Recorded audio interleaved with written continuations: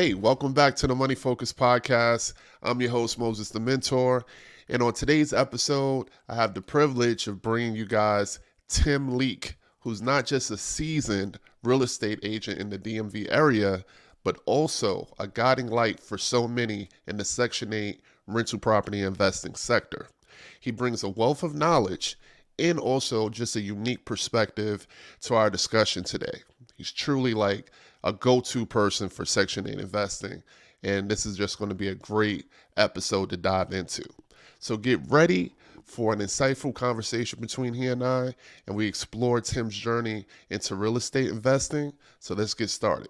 All right, Tim, appreciate you joining the show. I know you're really busy, so taking the time out to educate the audience about Section 8 investing is really important. The first thing I always like to ask my guests is to really break down their career journey, your professional journey, and in your case, help us understand how you got into Section 8 investing.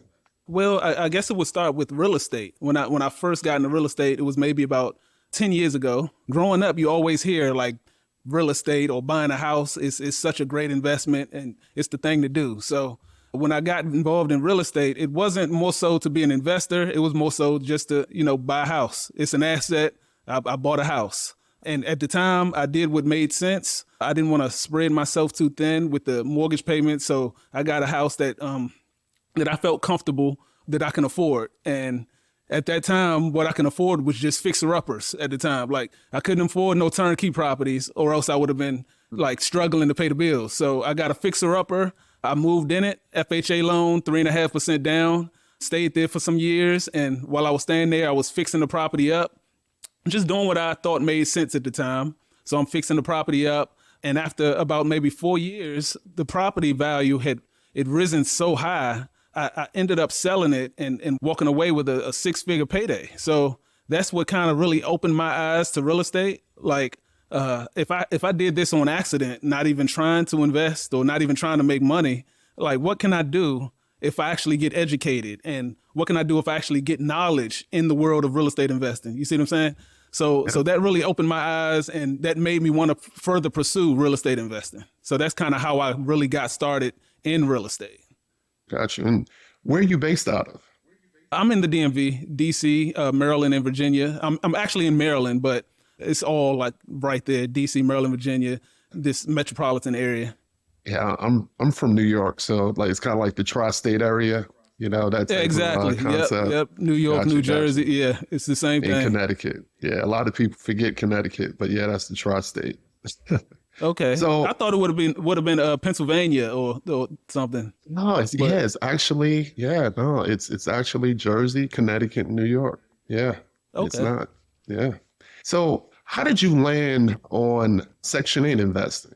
Yes, well, Section 8, just like a lot of people, I had my thoughts about Section 8. And it wasn't too positive. That's just what it was. Initially, I wanted to fix and flip because, fix and flipping, that seems like the most attractive form of real estate investing. From the outside looking in, you take these ugly duckling houses and you turn them into these turnkey properties that look beautiful. They got TV shows about it. So that's what kind of drew me in. And then the property I had just had made money from, fixing it up and then selling it, I made a lot of money. So I kind of wanted to do fix and flip. But then I realized like the work, like I would just have to keep on working with the fix and flip model. And I wanted to start receiving like income on the regular. So I transferred my strategy to the buy and hold strategy. And my aunt just so happened she was working with an investor, a local investor named Dr. Joe. He's a big time investor in DC. Just about all of his properties are Section 8.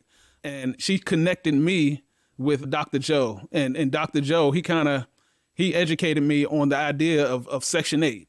So he took me to landlord tenant court. I went to a few of his properties. He was just helping me out, kind of like a mentor figure to me. And once he showed me and like how Section 8 actually works, it just really opened my eyes. And from then on out, I was like sold on Section 8. So that's how I started to pursue Section 8 investing. So you kind of stumbled into it, but you actually made it exactly like a worthwhile investment strategy. So you're also a real estate agent too, right?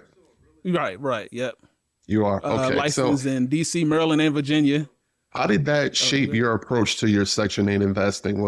Were you having your license? Was that something that actually helped you be a better investor? yeah. For starters, you don't need a license. Some people don't Mhm. know that, but initially, like I wanted to be an investor. I wasn't thinking about my license. My wife, she wanted to get her license, and I just tagged along with her in the class and ended up getting my Okay. license too. And then I got licensed in DC and Virginia as well. But it can be beneficial having your license. A lot of investors don't want it because it comes with rules and regulations, and you have to have certain disclosures, and it's just like not worth it to them. But it can, like in this area, if I'm buying a house in one of like DC, Maryland, Virginia, I'm familiar with a lot of the neighborhoods and the areas now, just from me being an agent and working with other clients. So I'm familiar with the area. If something pops up in a neighborhood or area that I don't want to even consider it, I'm already familiar with the neighborhood, and no, that's a no go. I'm focused in on these areas just because I'm so educated in the area and how the areas that I want to invest in. It also gives me the opportunity to see houses on my own schedule. I don't have to wait for an agent. If something pops on the market, I can just go see it that day. Just schedule it and go see it, and I'm not waiting for the agent. And I'm able to locate deals a lot faster because I kind of already know what I want. I know exactly what it is that I want. So yeah, and real estate, speed is everything, especially like in a hot market. Like 2 years ago, if you something pops up, you want to get there first and put in an offer. Right now, it's not as hot, but especially back when the housing market was like on fire, you'd want to get there as soon as you can. So yeah, it is some advantages to having your Yeah. real estate license that I do take advantage of. It's definitely a benefit. I thought about getting my license at one point because the biggest kind of benefit I seen was the access to the data, you know. So I was like, oh, okay, yeah, I can Mm, know about comps. But then I stumbled into some different yeah, software and I was like, oh, okay, I don't have to worry about it. But you bring up a good point as far as being able to access the homes.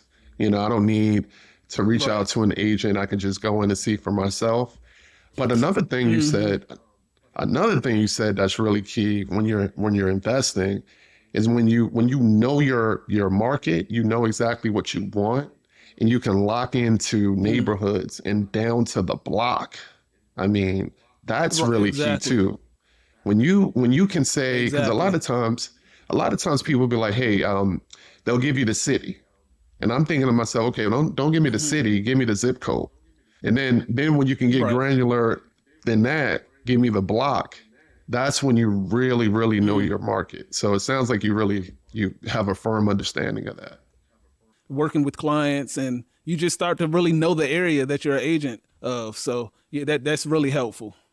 So let's talk a second about your YouTube channel, because that's how I actually Okay. found you. Being that I'm a Section 8 investor as well. So when I was searching Section 8 content, I'm like, oh wow, this dude is amazing. You know, he has some great content, easy to understand. Thank you. So talk about that. You know, you post regularly about Section 8. How's that experience been for you the last few years? Well, running a YouTube channel, it's been overall a positive experience. I've been posting maybe going on 4 years now, I believe. Yeah, it's really opened my eyes to a lot of things. I've met a lot of people throughout the country, throughout the world. Actually, I've connected with people from Japan. One of my clients was in Japan trying to get a Section 8 property in Baltimore. So YouTube has really been overall a positive experience. I've met so many people, and I have a lot of supporters. A lot of people DM me on Instagram saying how I changed their mind about Section 8. They bought properties because of my content. It's just a lot of people that really support me, and I really appreciate it. I like that I'm able to provide value to people and they're actually utilizing it. So yeah, YouTube overall, and it's all from YouTube. Like that's where most of my supporters come from, YouTube. So YouTube has just been a great experience for me. Yeah, the niche of Section 8 investing, because it's a bunch of, rental property investors out there. Yeah. And, but it was really cool, like when you're searching specifically for Section 8, like you're one of the top names that comes up consistently. So, Yeah, with real estate. kudos to Well, you. I started off as more so a finance channel. So I Mhm. was covering a lot, but it's so many out there, like you said. It's oversaturated. with just basic real estate content or just basic financial content. It's kind of like you really have to zero in into a specific niche. And once I did that, well, even when I was posting regular like other content, people always like my Section 8 content. So that's when I decided to just put the pedal to the metal with the Section 8 content, and my channel started to really pick up. And people love the Section 8 content, so I just zeroed in on that. Gotcha. And we're definitely going to talk more about that because we need to educate the audience today about Section 8 and really get rid most of definitely. some of the negative stereotypes surrounding Section 8. I mean, it's not all easy, but at the same time, it can be a very lucrative Right. and very fulfilling investment approach if you do it the right way. So Exactly. let's talk a second about your Section 8 Investors Academy. So this is your coaching program. Can you kind of explain exactly what all Yeah. entails?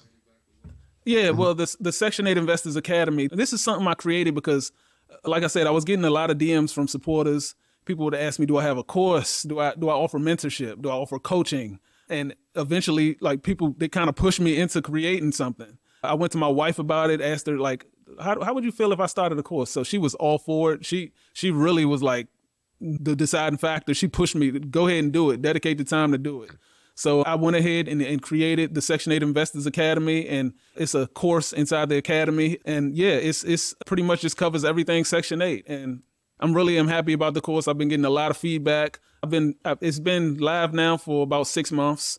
And yeah, it's been great. It's been great. So what are some of the common misconceptions about Section 8 in your experience? And, how do you address those? We know the biggest one, is Section 8 tenants. It deals with the Section 8 tenants. They're bad, terrible tenants. They're gonna destroy your house, put holes in your wall. They're gonna your house is gonna be up in flames if you rent to a Section 8 tenant.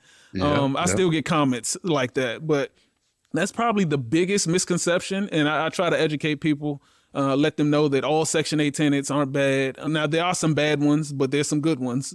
And there are bad private tenants as well, and there's some good private tenants. It's up to us as landlords to weed out the bad ones and try to find the qualified tenants. Another big misconception is that Section 8 properties are all like in the ghetto. Like people feel like that Section 8, like a property that's rented out through a Section 8 tenant can't be like in a great neighborhood for some reason. When I tell people like where my properties are located, they can't believe it. Like a Section 8 tenant lives in like Section 8? I'm like, yes. And I actually encourage people to try to find good and upcoming neighborhoods to invest in because that makes it a lot easier to find qualified Section 8 tenants. So that's another big misconception. And it's a big misconception about Section 8 landlords as well. People feel like Section 8 landlords are just all slumlords who only care about money. They don't care about the tenant. They don't care about the property. They just care about collecting the money from the government. And that's another misconception. So I just try to educate people and I try to lead by example and show through my experiences that you can be a Section 8 landlord that actually cares about the property, that actually cares about the tenant. My tenants, they love me.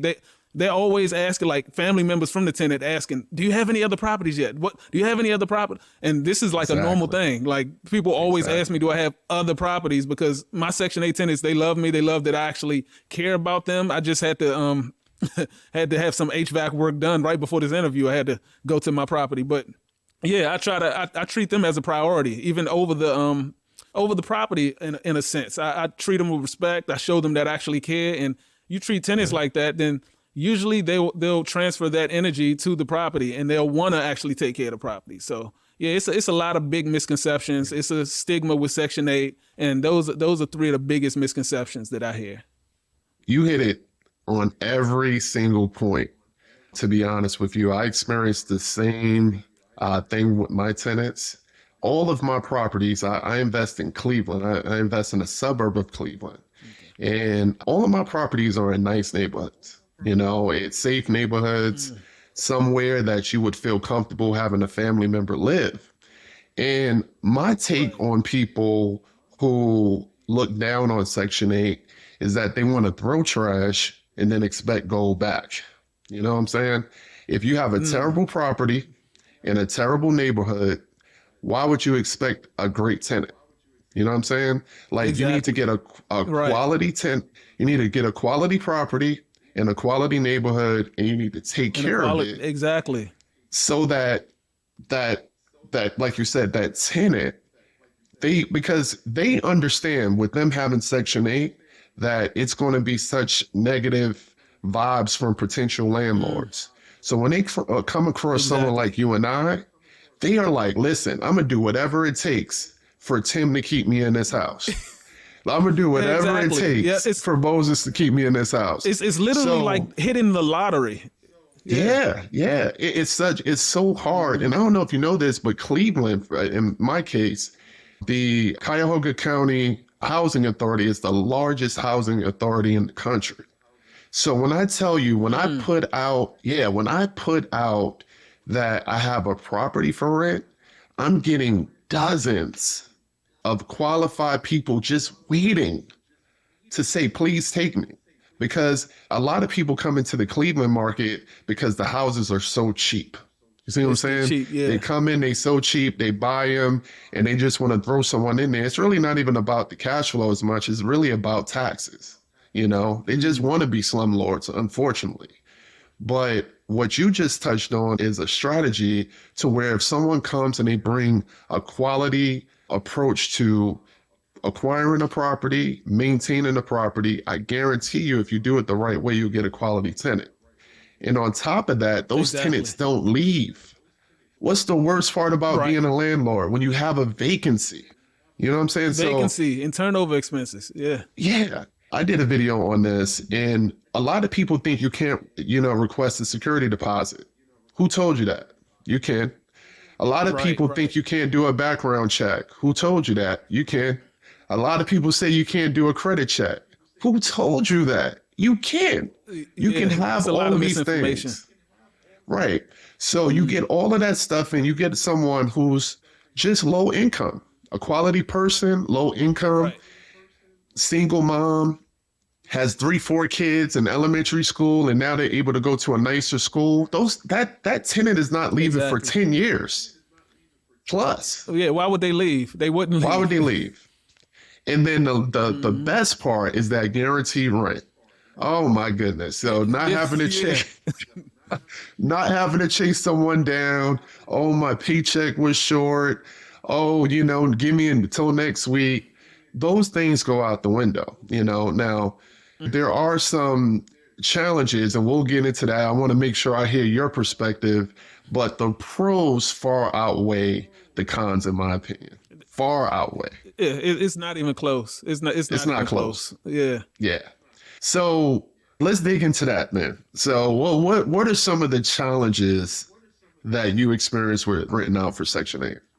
Well, like anything in life, there are going to be challenges. They're going to be learning experiences. With real estate in general, investing in real estate, it can be challenges. Like I said, a couple years ago, it was almost impossible to get an offer accepted. You'd find yourself in a lot of bidding wars. Even clients that I'm representing, we had to just keep putting in multiple offers just to even get a property. But it can be challenging with my approach, especially because I try to have such a specific approach. I'm not trying to find completely distressed properties, and I don't want turnkey properties. I try to find the fixer-upper properties where I can actually, if need be, move in and fix them up.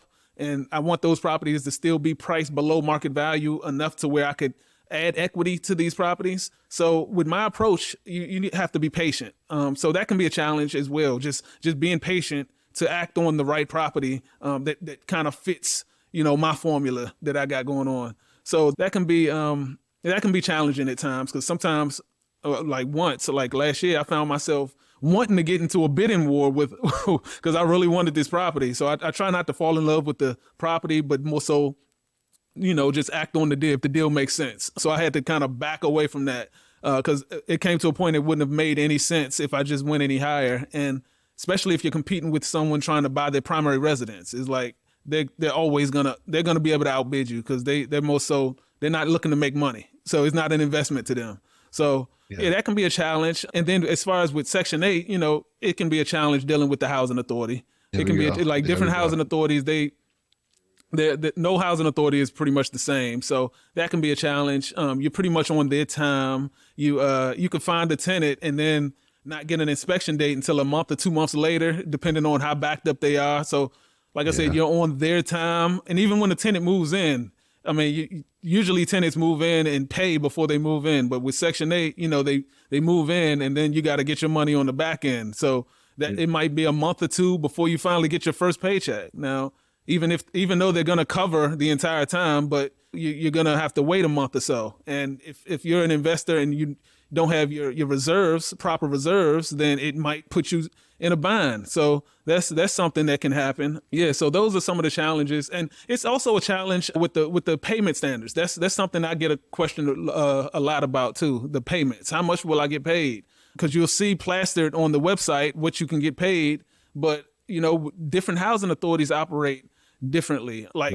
in DC, the DC Housing Authority, what you see on the website is what you're gonna get. Like it's no cutting. It's just cut and dry. It's in black and white. They don't care about utilities. If they say you're getting $5,371, if that's what you're gonna charge, then that's what you're gonna get for the rent. But where I'm at right here in PG is whatever you see, then they're gonna have to subtract the utilities, the estimated utilities from that. So that kind of alters things. And then some housing authorities have the estimated utilities posted, some of them don't. So you're kind of like guessing. And then it also depends on the tenant. Like how much money are they making? What's their income? So you can have one property with 3 different tenants and have 3 different rental amounts that they'll accept. So it's kind of like, that can be a challenge for a lot of investors, not knowing exactly what they're going to get. I try to tell people just whatever you see, or what they have posted, just 80% of that, and just kind of run your numbers off of that. But yeah, there are some challenges out there. Yeah, you said it. So these are real challenges. But again, to Tim's point, if you have a system and you have your finances together, you can weather those storms on the front end so that it's a fruitful investment long term. So that first part about not falling in love with a property, that's huge. That's huge. Because yeah, so like when you're looking for a property, you're gonna hear, real estate agents that's trying to sell a house say it's turnkey. I'm gonna be honest. If it's not brand new, it ain't turnkey. I mean, for real. Exactly. It is not turnkey. Homes that I bought with the assumption that it was turnkey, man, it's something stuff wrong always happens. Exactly. It's putting lipstick on a pig. So what Tim had noted, definitely, if I'm misstating, let me know.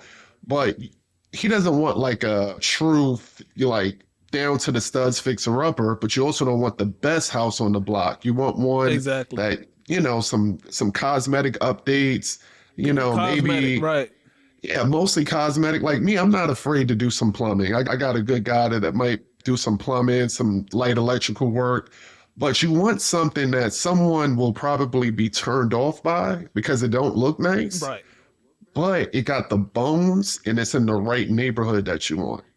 That is very helpful because you can get it under market value. You can force some appreciation into it, rent it out, and then pull your money out. Hopefully all your money at some point if you're doing a full burn. Yeah, because with cosmetic, it's going to add the most value to it anyway. There you go. Cosmetics, the kitchens and bathrooms, flooring, paint. I mean, that's the stuff you want to be wrong with the property. Yeah. Exactly. The people that don't want to come in and, deal with that. So when you're dealing with someone who's looking to buy their primary residence, they don't want to deal with that. They want to come in and they want to move their stuff in and, have a housewarming party. Then you brought up, to me, like the worst part about Section 8 investing, which is dealing with the housing authority. So, yeah, the housing authority, I don't know if they overwork or they just have the worst customer service, but they really are so slow. And it's horrible. It's kind of one of those things like, now that I'm in it, it's really horrible because these people are out here, they need housing ASAP, right? They already have this negative stigma over their head about how bad Section 8 is. Then you add this layer of delays and lack of communication, and it really will make a landlord say, you know what, I don't want to deal with that. I don't want to deal with that. Just give me a cash customer and let me get up out of here. So it's Exactly. unfortunate for those tenants because they literally are sitting on like a golden ticket and they can't use it Mm. because of Right. the process, and it shouldn't take 2 months to place a tenant. But unfortunately, in most markets I'm aware of, you're looking at about a 2 month period, It's about two and months. Yeah, that's about yeah. probably average. And at that point, if you have a mortgage, you're paying the mortgage for 2 months with no You payment. paying? Yeah. You're paying Hmm. utilities. I mean, it won't be pretty high, but still, you still have some expenses with no money coming in. Right. So that's a bad part. Exactly. Then you noted about the rent standards. So early in Oh my yeah. my Yeah. yeah, early in my career, I got caught up with that because you go to these websites and it'll give you this range of what rent you'll get. And you'll think, okay, yeah, it says $2,000. I'm gonna say I want 2,000, and if it falls within that range, you'll get it. But depending on the housing authority, they calculate the rent differently. They calculate it differently. Exactly. So what I've done, I don't know if you do this, Tim. I actually include water, sewer, trash. I include that in my rent because to me it works out better. I'll get a higher rent overall if I do that.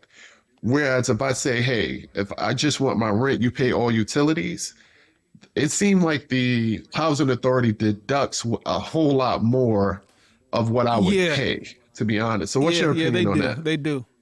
They do? Okay, Because so it's the when same. they calculate it, because this one property, when they calculate the rent, because they go off of, okay, is it a how many bedrooms, is it electric, is it gas, is it what's this, what's that, and the payments are like extremely high. I'm like, Yeah. the rent is, I mean, the utilities aren't that much, but they overestimate what the utilities are going to be, and that's how they kind of get you. So if you do, I do know some landlords do include the utilities or at least the water. I've heard stories from tenants having $1,000 water bills and just craziness. So I just put the utilities on the tenant, and I just collect what I can collect.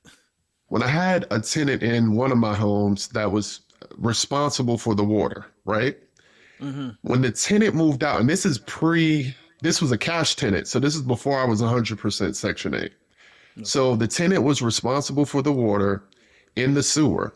So when they moved out and I wanted to switch it in my name, it turns out they had never paid the water and sewer the whole time. Oh my God. So my first question was, why y'all And you didn't said turn that. the Wait, hold water on. You off? said you said this was a cash tenant, right? This was a cash tenant.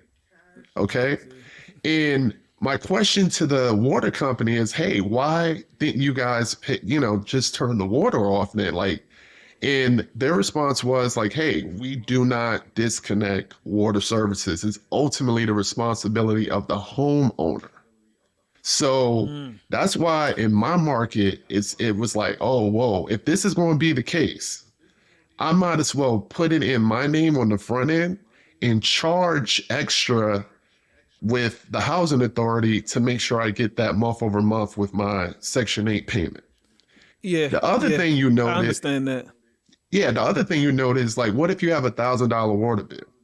I think we can all agree that $1,000 water bill is probably not going to be from true usage, like month over month. So if you Well, see like well, leaks, I actually got a situation with yeah, that now, where you can kind of get in front of it and say, "Hey, man, I'm noticing the water bill is double. Are the toilets running? Yeah, is there something going on?" So I honestly like having visibility into the water because that's something you can manage and hmm get in front of. Well, I don't do electric and gas, but water and sewer, honestly, I don't even know what the sewer bill is. I'm gonna be honest, but we yeah. pay it. It's I just think money they're that kind of they like collect. just. I was gonna say with the water, it's like that in Maryland here. Like ultimately, the owner is responsible. So the account is in my name, but I add the tenant to the account. So they'll send the bills to her, like more so of a courtesy.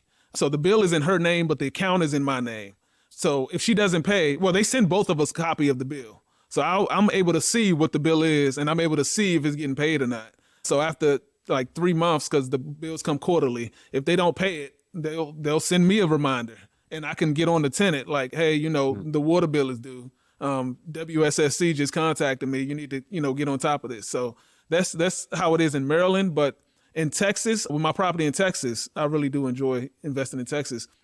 The water is just completely in the tenant's name. So it's like the account is in their name, the bill is in their name.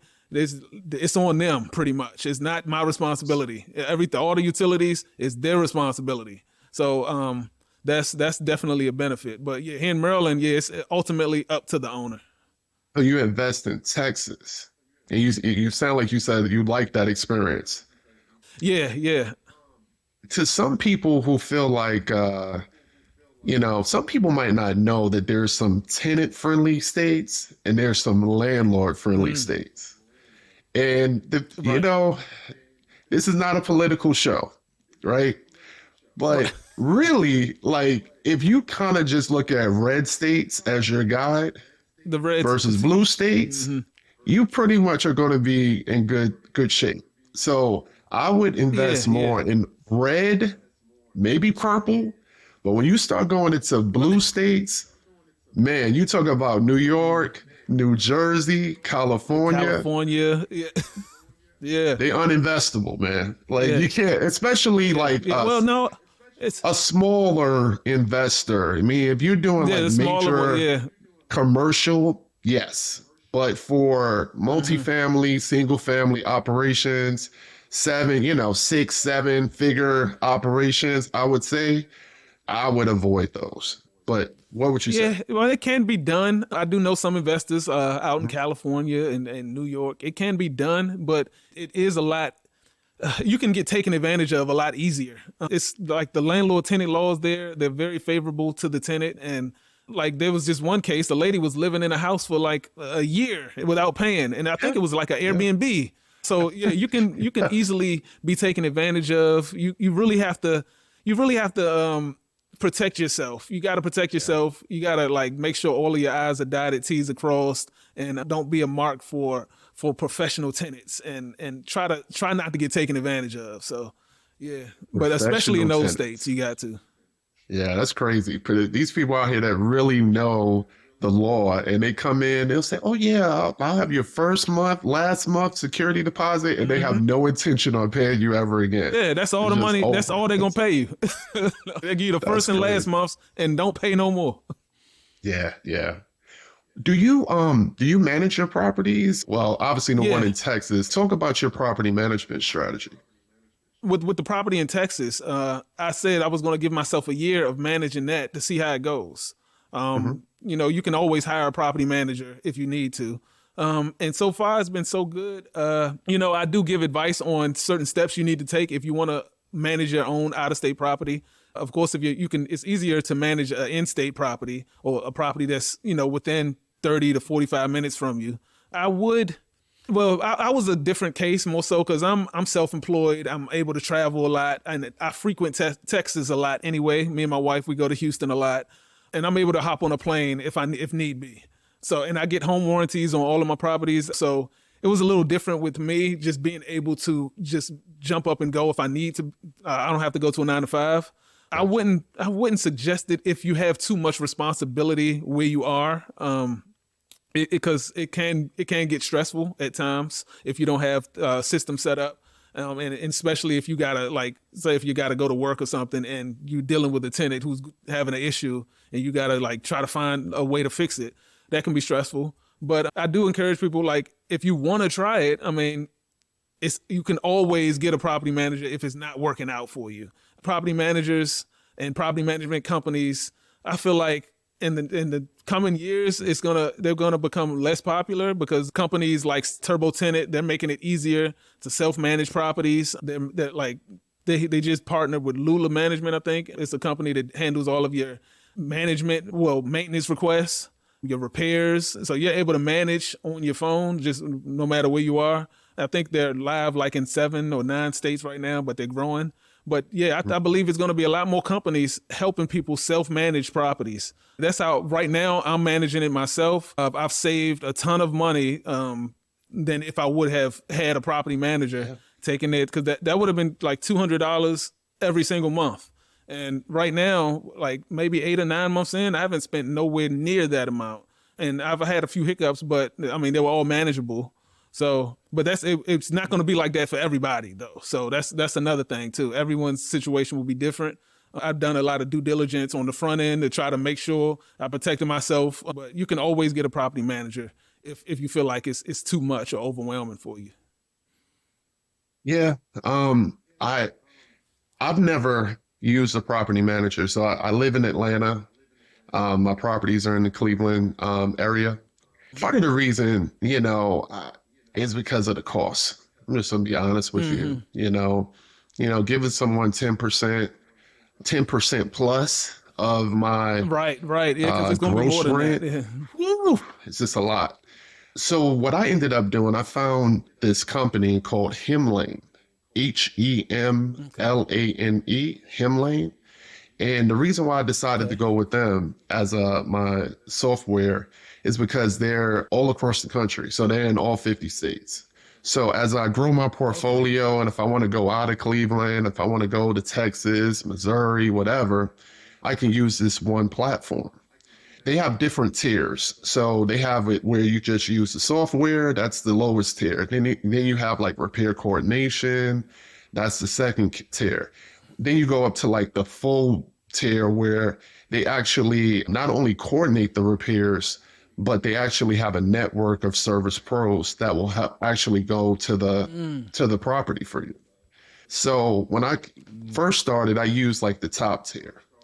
They would, put pros out there for you. But once I built my team, and this is what I would tell people, like to Tim's point, you do have to travel up there. I travel less frequently now because I truly have a team. I have my landscape person. If you're in a market where it snows, you need a snowplow person. You need a handyman. Like you don't want to pay like Handyman is service. important. Yeah, handyman is huge. You don't want to pay like Yeah. these service calls just for somebody to change a light bulb or change Right. batteries in a garage. Like you need somebody that you can trust that can do the little odd jobs. You know what I'm saying? You need that person on deck. Right. And what I tell people though, it's a lot of you're gonna have to have some trust too. Because when you're Right. not there, I use services like Thumbtack at one point as well to just find local help. And what I always would do is I communicate with my tenant. So that's why it's good to have a good relationship. I say, well, how was the person that came to the house? Did they have good service? Did they have a good brand? And based off the feedback from my tenants and how the communication is between me and the person, I start them off small. I give them a small job, and then I give them a bigger job. Then I give them a job that maybe has a faster turnaround time to see if they can meet my needs. And what I always do, even if I don't like the job, I always pay on time. That's the thing. Right. Always pay because you want somebody to be in a position to stop what they're doing and take care of your home because you're going to always pay. Don't nickel and dime Right. or nothing like that. Because at that point, the job is already done. Just pay them, don't use them again. But once you get to the point where you have somebody that the job is done, just pay them. And a lot of people nickel and dime because their money not right. So going into this process, you got to make sure your money is right. You're doing all these things to vet people to ultimately get your team together. So my team consists, Right. like I said, landscaping person, snowplow person, handyman, contractor, and real estate agent. That's my team. I don't need to go up there that often. Yeah. Yeah. When my tenants reach out, hey, something's going wrong, my property management software coordinates the whole repair. If it's something that falls within the handyman capacity, it goes to my handyman. If it's something that we really Exactly. need an electrician, I have a list of electricians that they call. I really don't have to be involved. So Right. now it's not free. It's not a free service, but it's way cheaper than paying a Way property cheaper than a manager. property man. Way cheaper. Way cheaper. Exactly. I've like after this year, I'm like, okay, I'm not getting a property manager because like my first year, I wanted to see exactly how it was going to go with me managing an out of state property, but all the money I saved is just it makes it's completely worth it to not have a property manager, and I feel like as the future goes on, it's going to be a lot more companies in that lane where they'll manage your properties, pretty much manage your properties, will let you self-manage it through them. That'll be a lot cheaper than hiring a property manager. And I think that's part of the reason why it's because I hear a lot of horror stories with property managers is because they know that more and more people are self-managing and they got to make their money. You know what I'm saying? Like They that gotta be right. Yeah. yeah. So it's just hard to deal with it, especially if you're a smaller scale operation. You know, you're not bringing, Right. dozens of properties into their business. It's like, who are you? I'm doing all this work for a few Exactly. $100s. That's nothing. So you got to be mindful of that when it comes to property management. So that's key. What would you say is your ideal property? Like, do you typically look at single family, multifamily? What's your thoughts on the ideal property for Section 8? I like the single family space. I wouldn't be opposed to a multifamily 2 to 4 unit property. Honestly, I probably wouldn't be opposed to like a townhouse or a row house. In DC, it's row homes, which are pretty much townhomes. I just usually in townhouse communities, there's like an HOA or some Yep. type of fee, like condo fee. Like I stay away from condos. If the HOA fee is too high, I don't want to even. I Yeah, don't even consider it. I try to avoid HOA communities altogether.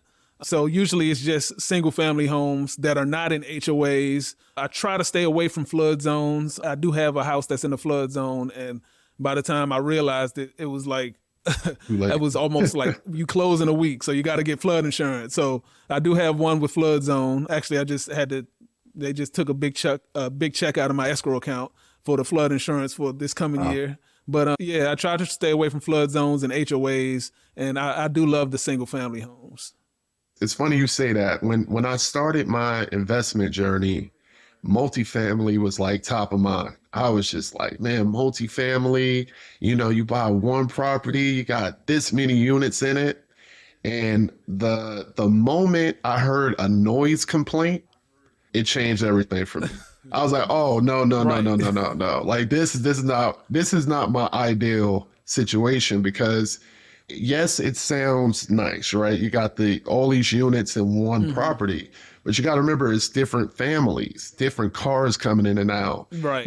People, like you said, the noise, the garbage, those are the Hmm. things that you have to deal with. And I feel more like a landlord when I deal with multifamily versus an investor with single family. And me Right. Right. personally, I want to feel Hmm. like the investor at all times. So I Exactly. do have I do have a multifamily property, and it's a beautiful property, absolutely beautiful. But it's upstairs, downstairs, so they're on top of each other. And I would say if I would buy Okay. another multifamily, I would have to do a side by side, because at least that way I don't have to Okay. worry about them interacting that much, using the same entry Mm. door. I wouldn't want that Right. at all. I also like the one for Yeah. one relationship with a single family. I can say, oh yeah, this house on Cherrywood Lane, that's Tim's house. You see what I'm saying? Like I can Right. associate every Hmm. property with a family versus I got four Right. Right. families in Right. one property. You see what I'm saying? So I Exactly. think, Yeah. yeah, I That think makes that's my sense. preference. That's my preference, but it has to be a balance because when you're trying to scale, you're going to have to figure out some way to get more units. Right. Yeah. And when it comes to financing, you can only get so many houses, at least traditionally. Yeah. So what would you Right. suggest for someone who's trying to scale up that prefers single family? What are some ways to get beyond that traditional financing so they can continue to grow their portfolio? Well, scaling with a single family, it all depends on like money, your finances. You Yeah. need money to invest. That's the bottom line. If you're gonna be doing it traditionally with conventional loans, you're gonna need money. Now, some people can invest a lot faster than others, depending on how much they make, how much they can save, how much they invest. But if you're just the average working person, I would suggest like using the BRRRR strategy. And that way you can actually like pull some of the equity out of the house and use that for your next property. That's probably like one of the most practical ways for a average working class person to scale their rental portfolio without having like millions of dollars already. Like someone that just goes to work every day and who's trying to build a portfolio, I feel like the BRRRR strategy is a great way, but you still have to kind of be patient with it. And then because you still got to find the right BRRRR deals. They're not just like dropping out of the sky and you just find the perfect BRRRR deal. So you still got to kind of have some patience. Like I've done it to perfection before, and it was it was great. It gave me all the money I needed to buy my next property. So the BRRRR deal, I feel like that's the most practical way to actually grow a portfolio for like an average working person. I'm to the point now where I probably wouldn't buy another home traditionally. BRRRR is really the best way to go. Now, BRRRR will only work if you have the right pieces in place to actually help you complete the BRRRR. You have to find a deal at the right price. So that's a combination of At the right price. combination of your market research. You might have a real estate agent on your team that's helping you, but then you also need a contractor that can do good work. Then you have to make sure the work gets done. So supervising the whole project, get a tenant in there, and then the whole refinance process. So just a high level of what a BRRRR is, because I know we're using this jargon and we understand, but a BRRRR stands for buy, rehab, or renovate. So, this is where you fixing it up. Then you have to rent it, and then you refinance it to get all your money back, and then it's repeat. Pull all that back out. So buy it at a really low cost, fix it up, pull the money back out during the cash out refinance, because then that way you're literally using the same chunk of money every time. But it might take 6 months to get that money back. But that way you can wash, rinse, and repeat. The three most important factors when it comes to a good BRRRR deal is the price that you purchase it at, the cost of the repairs, and the after repair value that it will be once it is rehabbed. Those are the three things that need to make sense for a good BRRRR deal to work. And then you're gonna have to go through the seasonal period, like the seasoning period when it comes to refinancing. Because say if you fix the house up in 3 months, you might not be able to refinance it right away. Banks usually want you to have like 6 months. And I've heard that some of them were changing it to a year of owning the property before you refinance. But so those are the three main factors: the purchase price, the cost of the repairs, and then the after repair value for a BRRRR to make sense. All those three things have to line up. Yeah, that's the seasoning period. So it varies by financial institution of how long you actually have to own the property. So that's why I was saying, like, you're not going to get your money back in 90 days. You know what I'm saying? Right, so, exactly. Yeah, you got to be prepared for that. So I want to touch on a few things before we close out. So what's next for your Section 8 Investors Academy that the audience needs to know? Like, are you making any changes or updates this year? Well, I want to start having some live events. Some of my supporters have been suggesting that. And of course, like course members, they come in for free, and it'll probably be like a small charge for other people.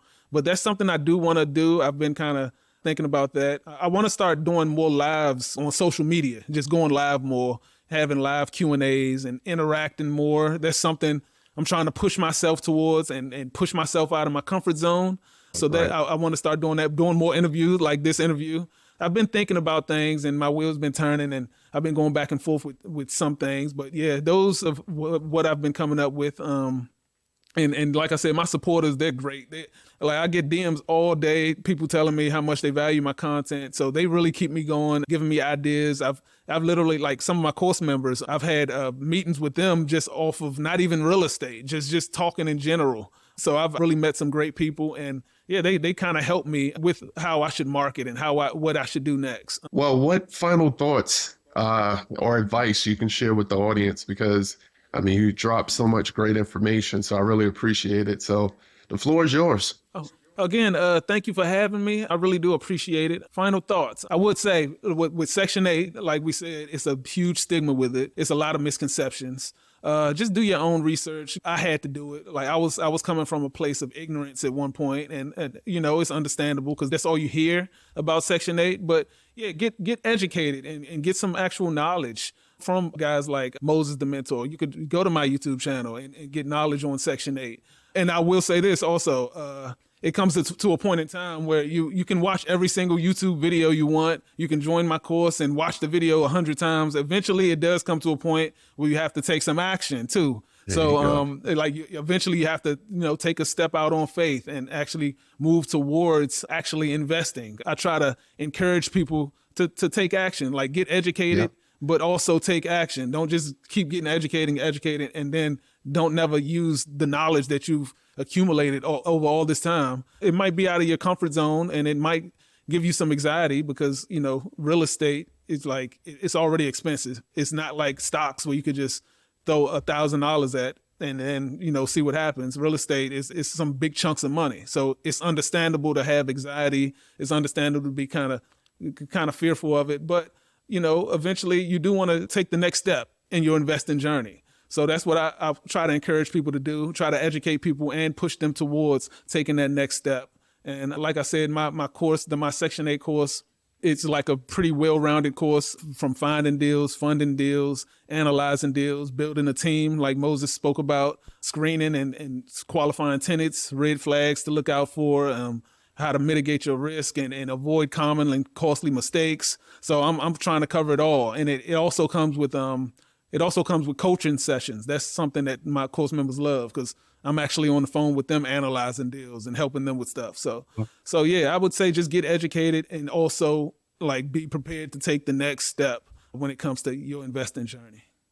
Very true, because I read all the books before I started, and I promise you, until I actually bought a property, me and my wife, it opened our eyes like, oh yeah, we don't want to do that, or we need to do this. You got to get in there so Right. like what fits your personality, what will drive you, because the book is going to showcase what was important to that person.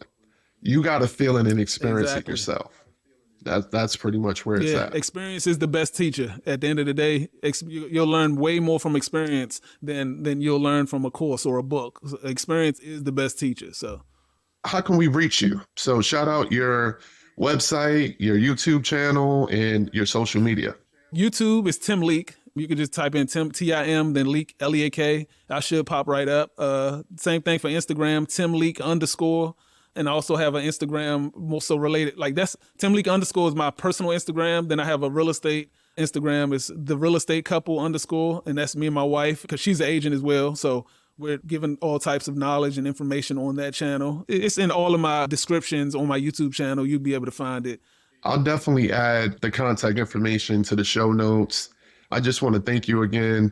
It was great to hear that some of the things that I learned through trial and error, that I was on the right track. Because talking to you, it was like, wow, we really are doing something positive in the space of Section 8 investing, and we're not even in the same market. So I hope that we stay connected. Right.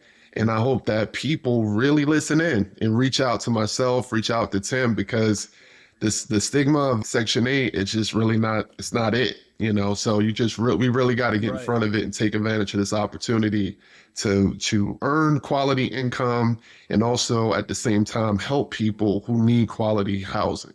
I think this is a good cause. Right. So appreciate it, man. Yep. And thank you. Thank you so much for having me on your platform. I really appreciate it, bro. All right. No problem. So Tim, thank you again for coming on the show, providing your valuable insights and sharing your experiences when it comes to Section 8 investing.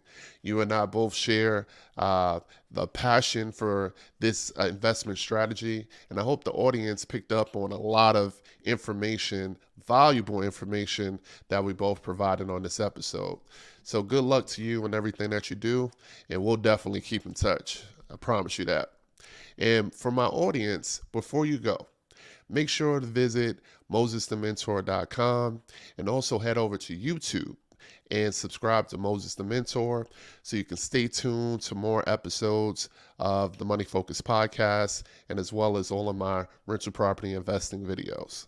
So until next time, keep focusing on your financial growth, and we out. Peace.